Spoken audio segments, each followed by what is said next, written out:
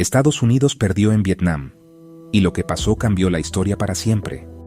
Desde 1887, Vietnam había sido una colonia de Francia, pero después de la Segunda Guerra Mundial todo cambió. Vietnam quería independencia y comenzó una guerra contra los franceses.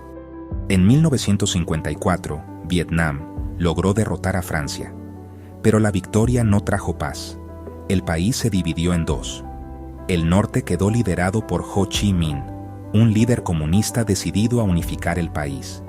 Al sur, el gobierno de Ngo Dinh Diem estaba respaldado por Estados Unidos, pero cada vez más eran rechazados por su propio pueblo. La tensión creció, y en 1965, Estados Unidos entró oficialmente en la guerra. ¿Su objetivo?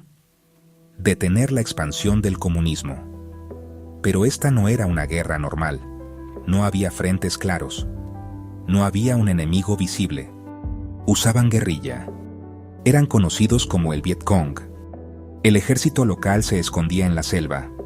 Hacían emboscadas, tendían trampas ocultas y creaban túneles subterráneos.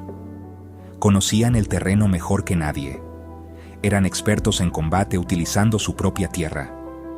Estados Unidos tenía helicópteros, bombas y tecnología avanzada, pero la selva, el clima y la resistencia vietnamita hicieron la guerra interminable. Mientras tanto, en casa, la guerra comenzó a dividir al país. Eran protestas masivas, jóvenes negándose a ir, una nación cuestionando la guerra. Los números fueron devastadores. Más de 58,000 soldados estadounidenses muertos y entre 2 y 3 millones de vietnamitas fallecidos. En 1973, Estados Unidos se retiró. No lograron derrotar al enemigo.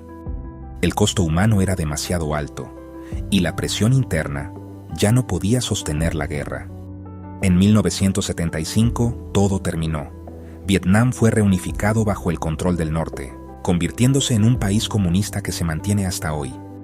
No fue una derrota por falta de poder, fue una guerra que no pudieron controlar, porque en Vietnam, la fuerza no fue suficiente contra un pueblo que nunca dejó de resistir.